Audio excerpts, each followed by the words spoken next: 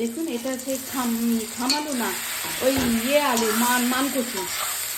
আর এটা সর্ষে বাটা, জিরে বাটা, আদা বাটা, টমেটো আর ধনে পাতা বেটে, কাঁচা লঙ্কা বেটে মশলাটা কষাচ্ছি।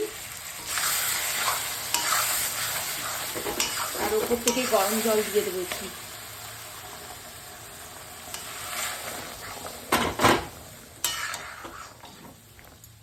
আর এখান থেকে একটু এই মাছ ভেজে রেখেছি, দেখুন।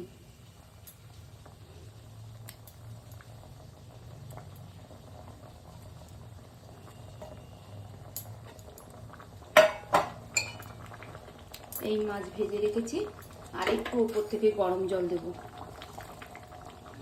ওই মানকচুর সেদ্ধর জলটাই দিচ্ছি, মানে এর ভেতরেও তো ল্যাকটিক অ্যাসিড আছে না, এটা যদি বের করে দিই শরীরে তো দরকার এই ল্যাকটিক অ্যাসিডটা।